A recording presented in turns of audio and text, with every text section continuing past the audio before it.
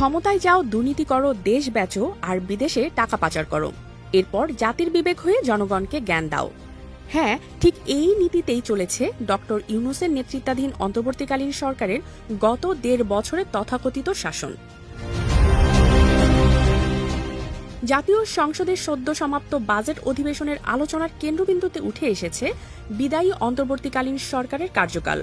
সংসদ অধিবেশনে স্বরাষ্ট্রমন্ত্রীর দেয়া বক্তব্যে দাবি করা হয়েছে, গত ১.৫ বছরে ডক্টর মোহাম্মদ ইউনূসের নেতৃত্বাধীন সরকারের আমলে বিভিন্ন ক্ষেত্রে নীতিগত অসঙ্গতি ও অনিয়ম হয়েছে, যার জন্য একটি উচ্চ পর্যায়ে নিরপেক্ষ তদন্ত জরুরি।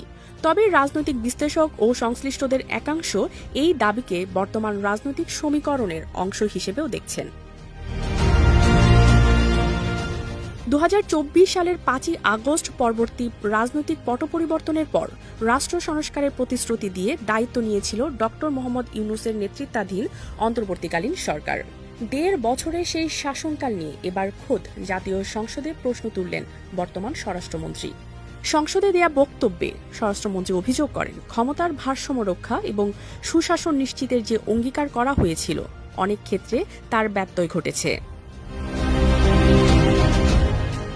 আলোচনায় বিচারক নিয়োগ, প্রশাসনের বিভিন্ন স্তরে কর্মকর্তাদের পদায়ন এবং নীতিগত সিদ্ধান্তের বিষয়টি বারবার সামনে আসছে। ট্রান্সপারেন্সি ইন্টারন্যাশনাল বাংলাদেশ বা টিআইবির বিভিন্ন সময়ের দেয়া বক্তব্য এবং আর্থিক খাতের কিছু সূচককে হাতিয়ার করে সমালোচকরা বলছেন, উপদেষ্টাদের একাংশের রাষ্ট্রীয় তহবিল ব্যবহার এবং সিদ্ধান্ত গ্রহণের প্রক্রিয়া নিয়ে জনমনে প্রশ্ন রয়েছে। তবে অন্তর্বর্তী সরকারের সমর্থকদের দাবি, একটি তীব্র সংকটকালীন পরিস্থিতিতে রাষ্ট্র সংস্কার এবং নির্বাচনমুখী পরিবেশ তৈরি করাই ছিল তাদের মূল লক্ষ্য, যেখানে শতভাগ নিখুঁত প্রশাসনিক ব্যবস্থা বজায় রাখা ছিল বেশ চ্যালেঞ্জিং।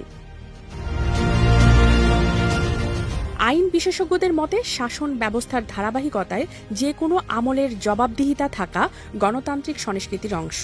হোয়াইট কালার ক্রাইম বা উচ্চ পর্যায়ের অনিয়মের অভিযোগগুলোর যদি সুষ্ঠু তদন্ত না হয়, তবে তা ভবিষ্যতে এক ধরনের বিচারহীনতার সংস্কৃতি তৈরি করতে পারে। নির্বাচনের আগে বর্তমান ক্ষমতাসীন দল বিএনপির আইনের শাসন প্রতিষ্ঠা এবং দুর্নীতির বিরুদ্ধে শূন্য সহিংসতার যে অঙ্গীকার করেছিল, স্বরাষ্ট্রমন্ত্রীর এই বক্তব্যকে তারই প্রতিফলন হিসেবে দেখা হচ্ছে।